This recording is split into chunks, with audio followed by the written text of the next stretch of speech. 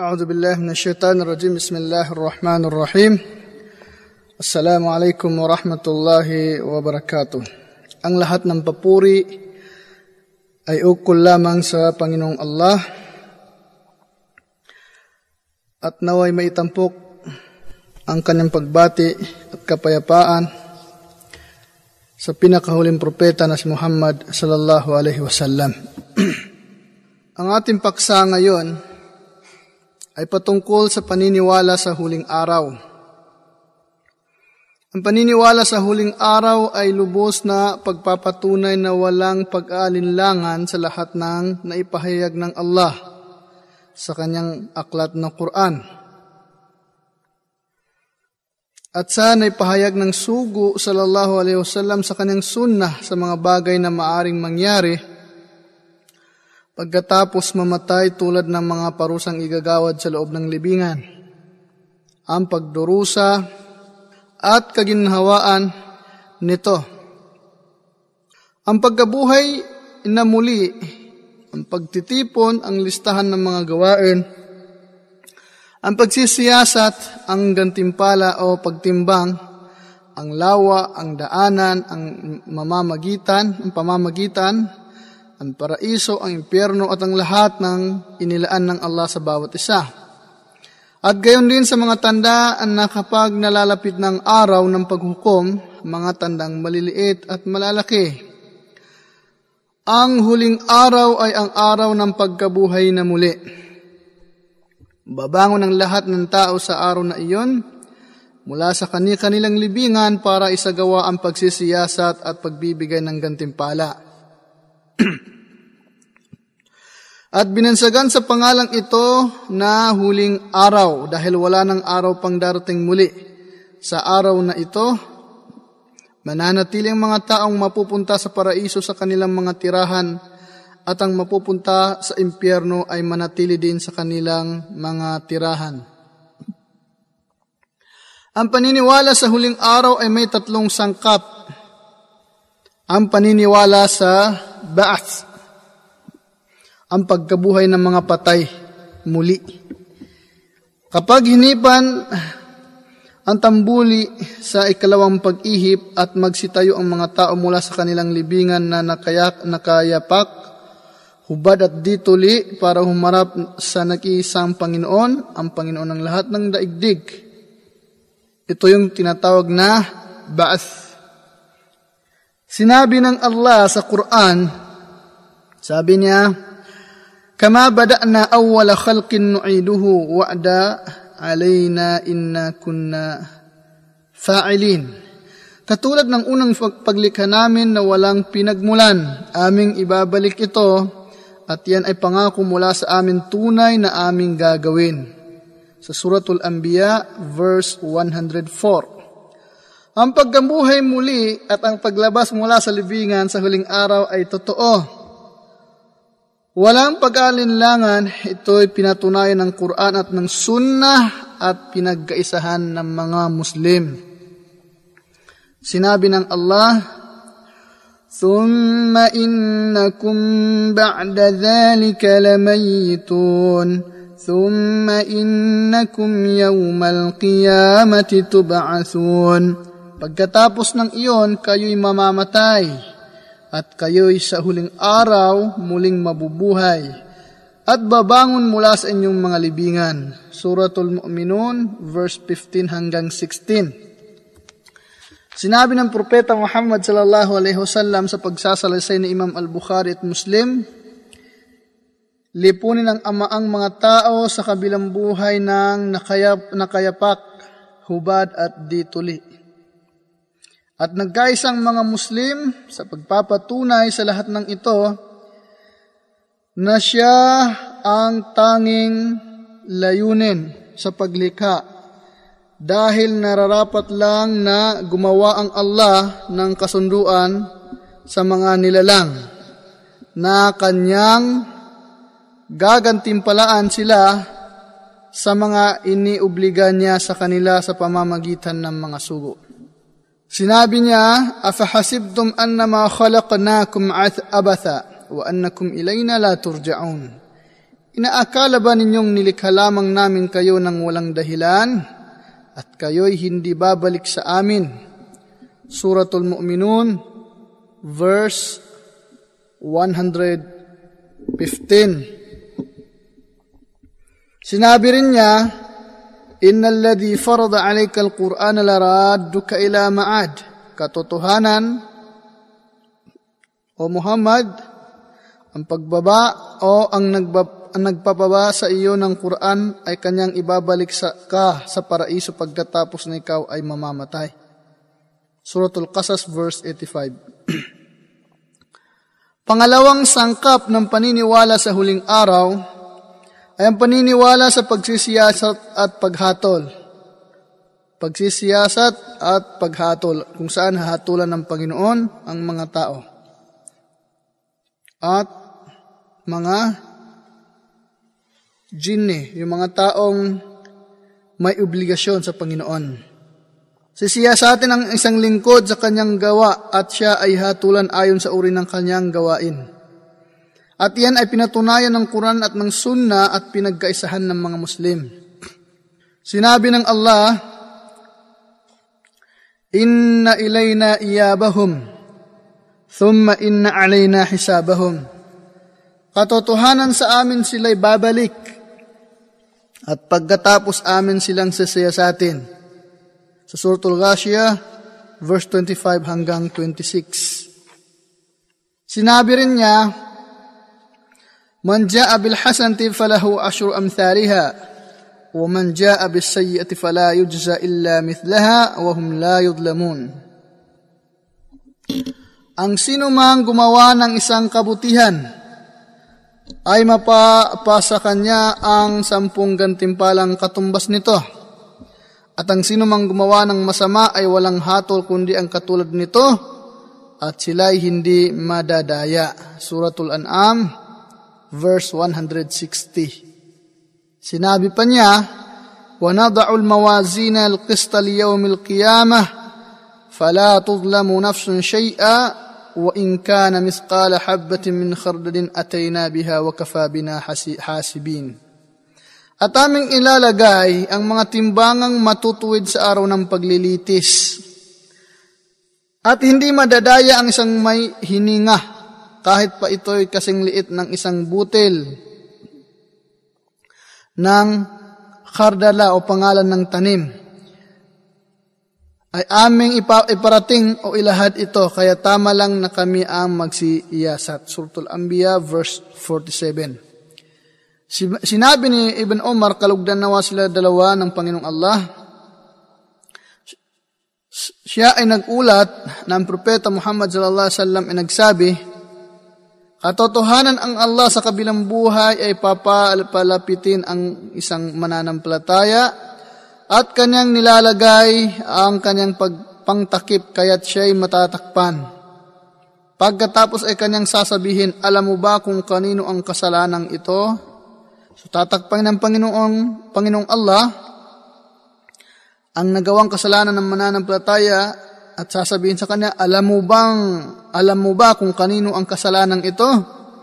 At siya ay sasagot, opo, aking Panginoon.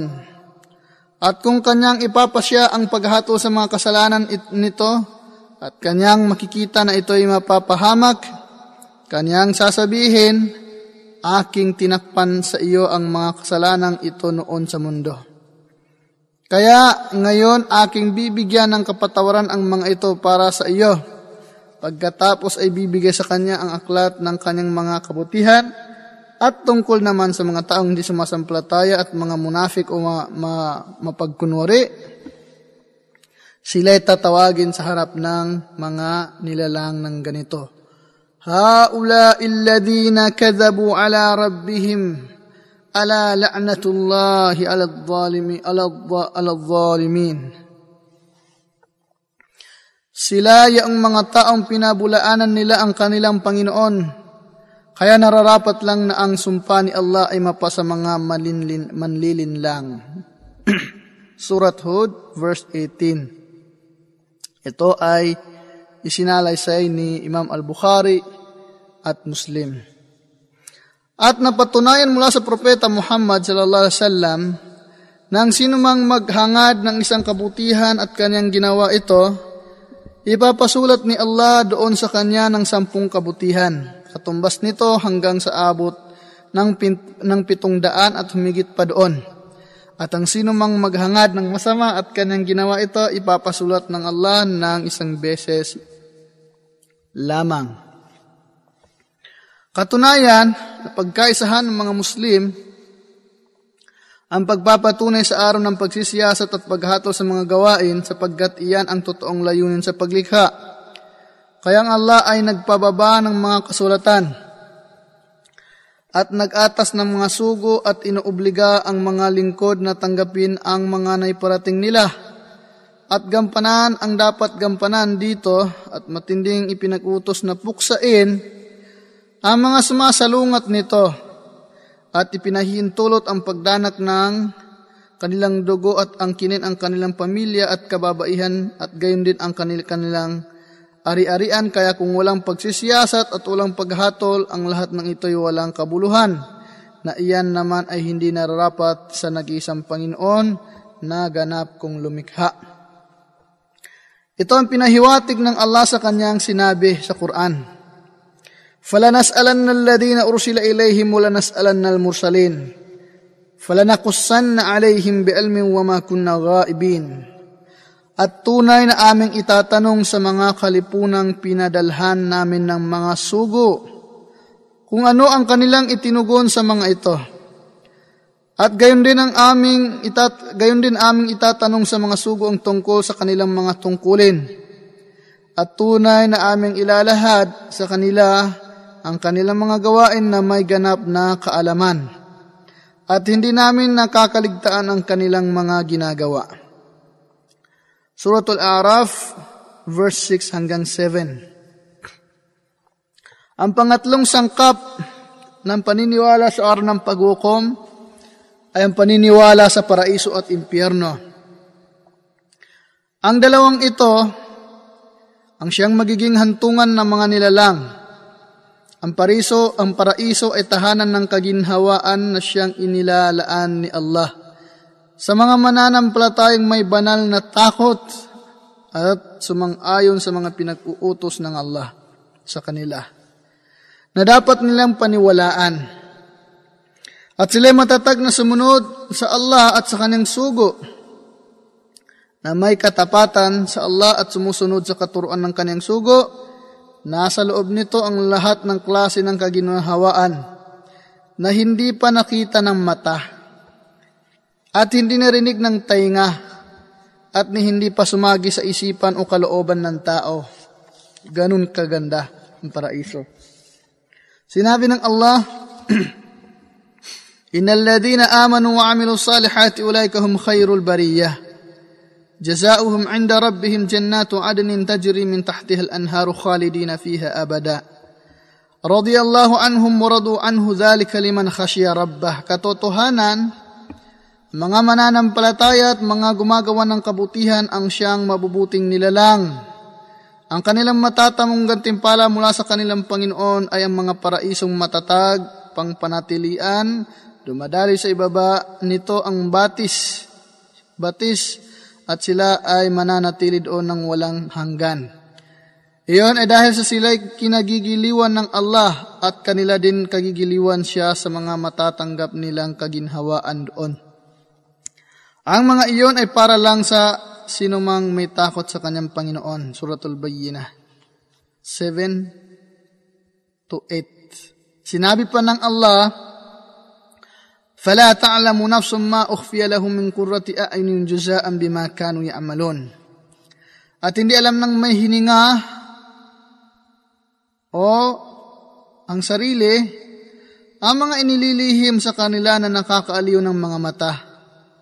Ang mga iyon ay ang gantimpala ng kanilang mga gawain. Surat As-Sajdah. At ang tungkol naman sa impyerno ay ang siya namang tahanan ng pagdurusa na inilaan ng Allah sa mga kafir o mga hindi mananampalataya na mang-aapi. Sila yung mga taong tumanggi sa kaisahan ng Allah at sumalungat sa kanyang propeta, naroroon sa loob nito ang lahat ng uri ng pagdurusa, parusa at paghihirap ni hindi pa ito sumagi sa isipan. Sinabi ng Allah, "Wattaqun nar allati uiddat lil kafirin." Matakot kayo sa impyernong inilaan sa mga taong hindi sumasampalataya. Surat Ali Imran verse 131. Sinabi pa niya, "Inna a'tadna lidh-dhalimina naran ahata bihim suradiquha wa yastaghithu yughathu bima'in kalmuhli yashwi al-wujuh bi'sa asy-syarab wa sa'at murtafaqa." Katotohanan aming inilaan sa mga di sumasampalatayang mang-aapi ang impyernong nakapalibot sa kanila ang kanyang pader, na kapag sila'y humihingi ng makapagpapawi ng kanilang paghihirap, pagkauhaw, sila'y bibigyan ng tubig na parang kumukulong mantika, na susunog sa kanilang mukha, napakasamang inumin at napakasamang hantungan. Suratul Kahf, verse 29. Sinabi pa niya, "Inna Allah la'ana al-kafirina wa adda lahum sa'ira, khalidina fiha abada la yajiduna waliyan wala nasira. Yawma yuqallibu wujuhahum fin nar, yaquluna ya laytana ata'na Allah wa ata'na ar-rasula." Katotohanan ang Allah ay kanyang isinumpa ang mga di sumasampalataya at kanyang inilaan sa kanila ang mainit na lumalagablab na apoy ng impyerno. Sila'y mananatili doon ng walang katapusan at hindi sila makakatagpo doon ng mapagkatiwalaang tao o ni makatulong sa kanila na mamamahala sa kanila, ni wala rin silang tagapagtanggol na maaring mamamagitan sa kanila sa lahat ng pagdurusa doon. Sa araw na ang kanilang mga mukha ay gigiling-gilingin sa apoy at sila ay makapagsalita. Ito yung sinabi ng yawma tuqallabu wujuhuhum.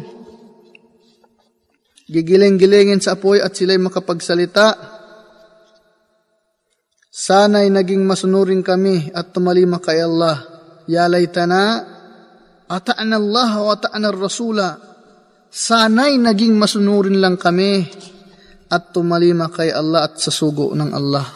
Suratul Ahzab. Pero huli ng lahat, ang paniniwala sa huling araw ay may mga magagandang kahihinatnan at ibang bahagi nito ay ang mga sumusunod. Una, ang ibigin ng gawaing pagsunod at maging masigasig dito para sa paghangad ng gantimpala sa araw na iyon o sa huling araw. Ang katakutan, ang gawaing pagsuway at kagiliwan ito para katakutan ng parusang igagawad sa araw na iyon. Ang hindi maghinayang ang isang mananampalataya sa mga material na bagay na hindi niya nakakamtan na ang kapalit nito ay ang kanyang hangaring matamo, ang mga biyaya at gantimpala sa huling araw. Ngunit tinanggihan ng mga kafir o hindi sumasampalataya ang pagbabangon ng mga patay. Ibig sabihin, hindi sila naniwala sa kabila ng kamatayan na ang kanilang pag-aakala ay hindi maaari at ang pag-aakalang iyan ay hindi totoo. Mapapatunayan sa batas at pakiramdam at sa isipan ang pagkawalang saysay nito. Sinabi ng Allah, زعم الذين كفروا أن لن يبعثوا قل بلى وربي لتبعثن ثم لتنبؤن بما عملتم وذلك على الله يسير. Inaakala ng mga kafir o di sumasampalataya na hindi kailanman babangon ang mga patay mula sa kanilang libingan. Sabihin mo, O Muhammad, sumpaman sa aking Panginoon, tunay na kayo babangon mula sa inyong mga libingan. Oo, sumpaman sa aking Panginoon, tunay na kayo babangon mula sa inyong mga libingan at pagkatapos noon ilalahad sa inyo ang bunga ng lahat ng inyong ginawa. At iyon ay napakadali para sa Allah sa Suratul Tagabun verse 17. At iyan ay pinaggaysahan ng lahat ng kasulatang pangkalangitan. At tungkol naman sa pakiramdam, na una nang pinatunayan ng Allah at ipinakita ito sa kanyang mga lingkod kung papaano siya bumubuhay ng patay sa mundong ito. At sa Suratul Baqarah, 5 halimbawa ang nandito, ito ang mga sumusunod. Ang mga tagasunod ni Moises nang kanilang sabihin sa kanya, kailanman hindi kami maniniwala sa iyo hanggat hindi namin nakikita ang Allah ng hayagan. At dahil doon, binawian sila ng Allah ng buhay at pagkatapos ay kanyang binuhay silang muli. Kaya kung bakit itinutok ni Allah ang kanyang salita sa mga angkan ng Israel, sabi niya, وَإِذْ قُلْتُمْ يَا مُوسَى لَن نُؤْمِنَ لَكَ حَتَّى نَرَى اللَّهَ جَهْرَةً فَأَخَذَتْكُمُ الصَّاعِقَةُ وَأَنْتُمْ تَنْظُرُونَ ثُمَّ بَعَثْنَاكُمْ مِنْ بَعْدِ مَوْتِكُمْ لَعَلَّكُمْ تَشْكُرُونَ. At inyong sinabi, O Moses, O Musa, kailanman hindi kami maniniwala sa iyo hanggat hindi namin nakikita ang Allah ng hayagan. At bigla na lamang kumulog ng napakalakas at kayo isang namatay. At ito inyong nasaksihan pagkatapos kayo aming binuhay muli matapos kayong mamatay, baka sakaling kayo'y magpapasalamat. Pangalawa, tungkol sa isang kwentong may pinatay at pinagtatalunan siya ng mga anak ng Israel kung sino ang pumatay.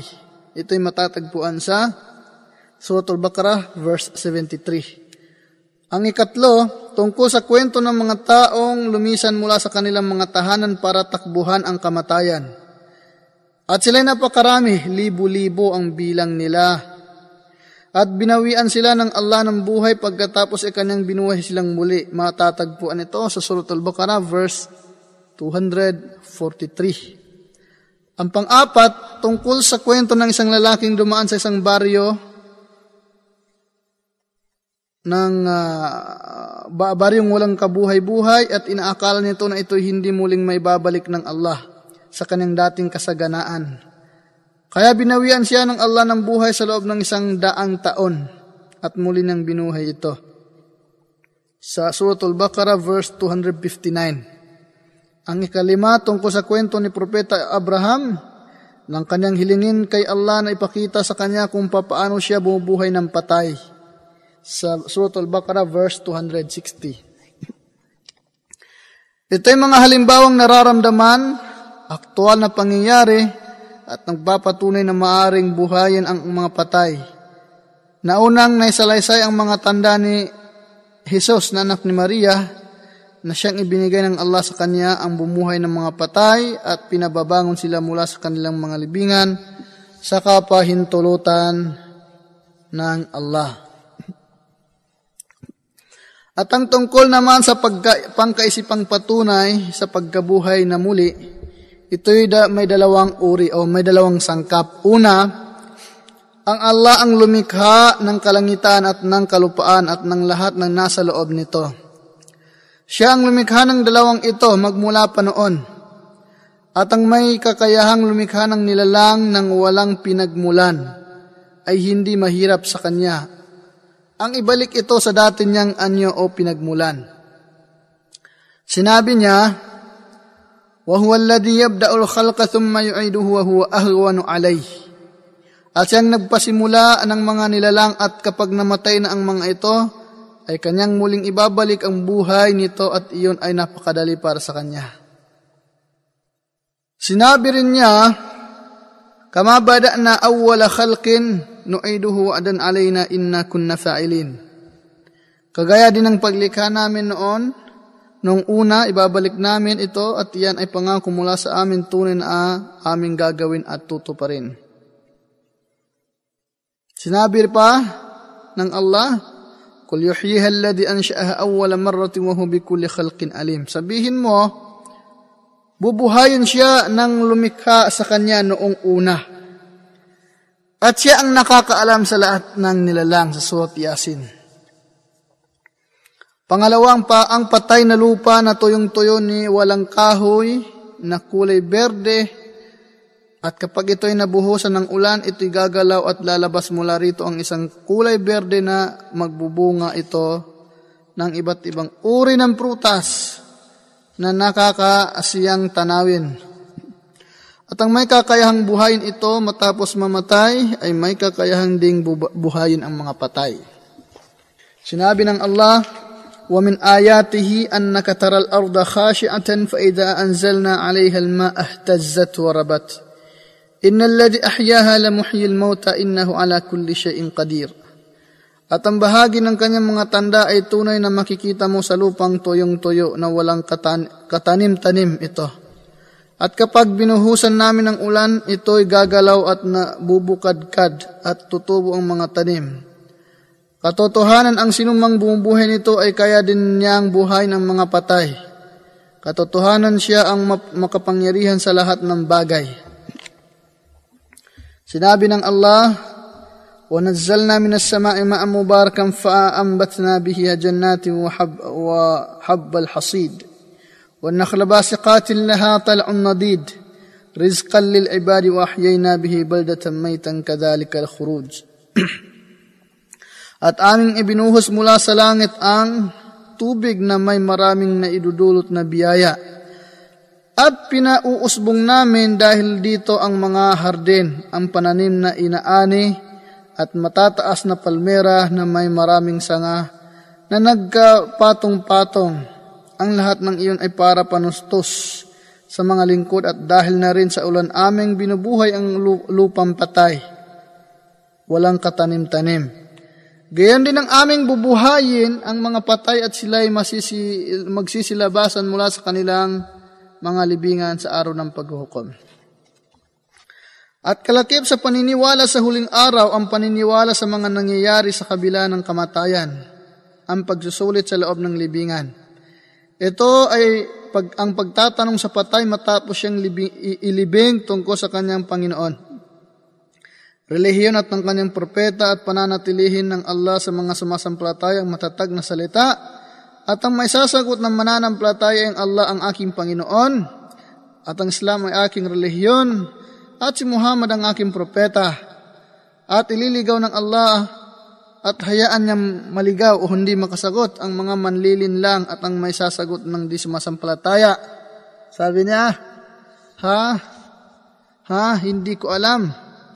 At ang masasabi ng mapagkunwari na nagbabalat kayong Muslim o nagmapagkunwari Muslim, hindi pala, o ng taong nag-aalinlangan, hindi ko alam. Narinig ko sa mga tao, sila'y nagsasabi ng ganito, ng isang bagay, at iyon ay aking sinabi. Pangalawa, ang pagdurusa sa loob ng libingan at ang kaginhawaan nito. Ang tungkol sa pagdurusa sa loob ng libingan ay mapa sa mga taong manlilinlang mula sa mga munafik o mapagkunwari at mga di sumasampalataya. Sinabi ng Allah, وَلَوْ تَرَى إِذْ ظَالِمُونَ فِي غَمَرَاتِ الْمَوْتِ وَالْمَلَائِكَةُ بَاسِطُو أَيْدِيهِمْ أَخْرِجُوا أَنفُسَكُمُ الْيَوْمَ تُجْزَوْنَ عَذَابَ الْهُونِ بِمَا كُنْتُمْ تَقُولُونَ عَلَى اللَّهِ غَيْرَ الْحَقِّ وَكُنْتُمْ عَنْ آيَاتِهِ تَسْتَكْبِرُونَ. At kung makikita mo lang Muhammad, ang mga mang-aapi sa oras ng kanilang paghihingalo, para harapin ang kamatayan, ang mga anghel ay iabot ang kanilang mga kamay at magsasabi, ilabas ninyo ang inyong mga kaluluwa. Ngayong araw malalasap ninyo ang matinding parusa na magpapahamak sa inyo dahil sa mga paratang ninyo kay Allah ng walang katotohanan. At inyong ipinagmamalaki ang kanyang mga tanda, ngunit hindi rin kayo sumasampalataya. At ang Allah ay nagturan hinggil sa mga tauhan ni Fir'aun. An-naru yu'radun 'alayha guduwa wa ashiya wa yawma taqumu as-sa'atu adkhilu ala fir'auna ashadda al-'adhab.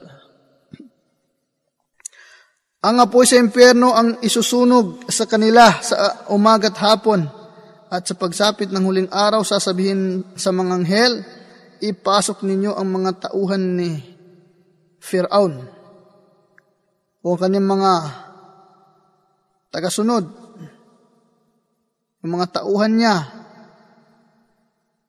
sa may pinakamatinding parusa. Surat Ghafir. At sa pagsasalasay ni Imam Muslim sa hadith na naiulat ni Zaid bin Thabit, kalugdan nawa siya ng Allah, ang propeta Muhammad sallallahu alaihi wasallam ay nagsabi, Kung hindi lang kayo ililibing, ihilingin ko sana kay Allah na iparinig sa inyo ang pagdurusa sa libingan gaya ng aking narinig mula dito. Pagkatapos siya ay humarap at nagsabi, magpakupkup kayo kay Allah laban sa parusang igagawad sa impyerno. Sila nagsabi, nagpapakupkup kami kay Allah laban sa parusang igagawad sa impyerno. At sinabi pa niya, magpakupkup kayo kay Allah laban sa pagdurusa sa loob ng libingan.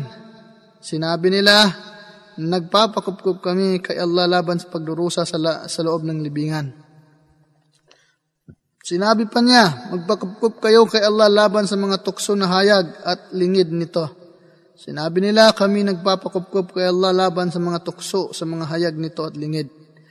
At sinabi pa niya, magpakupkup kayo sa Allah laban sa tukso ni Dajjal, ang bulang Kristo. At sinabi nila, kami nagpapakupkup kay Allah laban sa tukso ni Dajjal. At tungkol naman sa kaginhawaan sa loob ng libingan, ito'y para lang sa mga matatapat na mananampalataya.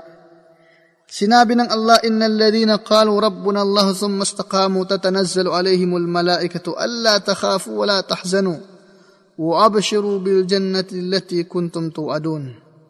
Katotohanan ang mga taong nagsasabing ang Allah ang aming Panginoon. At sila'y matatag sa kanilang paniniwala at tungkulin sa kanila'y magsisibaba ang mga anghel. Sa oras ng kanilang paghingalo at magsasabi sa kanila, huwag kayong matakot sa mga haharapin ninyo at huwag malumbay sa mga naiwan ninyo at dapat kayong matuwa sa paraisong may pangako sa inyo. Ito ay sa Surat Fussilat, sa Surat Fussilat. Verse 30. Sinabi pa ng Allah, فَلَوْلَا إِذَا بَلَغَتِ الْحُلْقُومِ وَأَنْتُمْ حِينَئِذٍ تَنْظُرُونَ وَنَحْنُ أَقْرَبُ إِلَيْهِ مِنْكُمْ وَلَكِنْ لَا تُبْصِرُونَ فَلَوْلَا إِنْ كُنْتُمْ غَيْرَ مَدِينِينَ تَرْجِعُونَهَا إِنْ كُنْتُمْ صَادِقِينَ فَأَمَّا إِنْ كَانَ مِنَ الْمُقَرَّبِينَ فَرَوْحٌ وَرَيْحَانٌ وَجَنَّةُ نَعِيمٍ. Na kapag nasa lalamunan na ang kaluluwa sa oras ng paghugot nito, sa mga oras na iyon, sinusundan ninyong titingnan ito at kami ang higit na nakakaalam kaysa inyo ang tungkol dito, subalit hindi niyo nalalaman. Sige nga, kung talagang inaakala ninyong hindi kayo babangon ulit pagkatapos mamatay, pabalikin ninyo ang kaluluwa sa katawan. Kung talagang kayo ang makatuwiran. At kapag ang namatay ay kabilang sa mga malalapit sa Allah, mapasa kanya ang kapanatagan at mga magagandang panustos at ang paraiso ng kaginhawaan. Suratul Waqi'ah.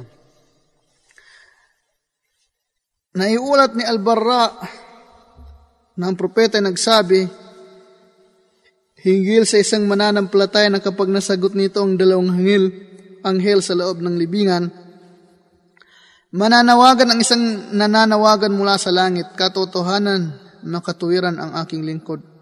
Kaya latagan ninyo siya ng karpet mula sa paraiso at damitan ninyo siya ng damit mula sa paraiso. At buksan ninyo sa kanya ang isang pinto patungong paraiso. Sinabi niya, at dadalhin sa kanya ang kaginhawaan nito at ang mga namubuting bagay nito. At palalawakin sa kanya ang loob ng kanyang libingan hanggang sa abot ng kanyang matatanaw. Isinalaysay ni Imam Ahmad at ni Abu Dawud sa isang mahabang hadith. Katotohanang naligaw ang pangkat ng zaig, mga naliligaw sa tunay na landas. Kanilang pinabulaanan ng pagdurusa sa loob ng libingan at ang kaginahawaan nito. Inaakala nilang hindi ito maaari dahil sumasalungat ito sa aktual na pangyayari. At ang kanilang pinagsasabi, siguradong kung ilalantad ang patay buhat sa kanyang libingan, ito'y matatagpo na dati pa rin niyang kaayusan.